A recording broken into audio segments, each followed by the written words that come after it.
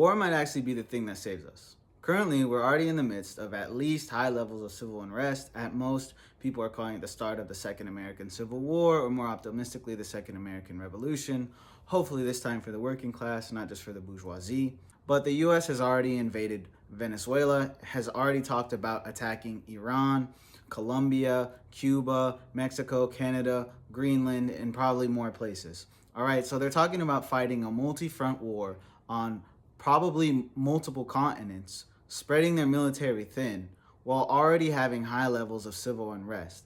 If you look at history, that's like the fastest way for an empire to die. Look at Napoleon, invaded and conquered all of Europe, got jumped by his own people. Julius Caesar, invaded and conquered all of Europe, got jumped by his own people. Alexander the Great, invaded and conquered like all of Eurasia, got jumped by his own people. That guy from Germany, invaded and conquered all of Europe, boom. We are not Toto from Jujutsu Kaisen. We are not the exception. It's going to be the exact same shit.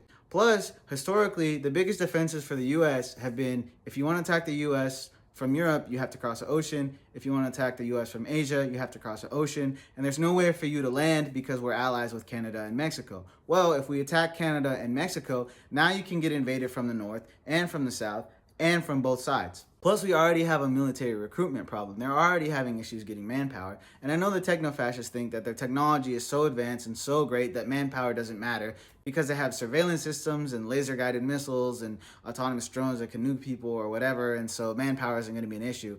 Every empire thinks that, and then they always lose to people who have way less means than them, all right? Revolutionary War, Vietnam, all our campaigns in the Middle East, like there's just tons of history of the same thing happening over and over again. And look, I'm not condoning war because I'm not a fan of poor people dying for billionaires' wars. But for certain groups, you got to look at it like the enemy of my enemy is my friend. If the military is too busy spreading themselves thin, fighting wars with different countries and different continents, it's going to be a lot harder for them to focus on civil unrest at home. All power to the people.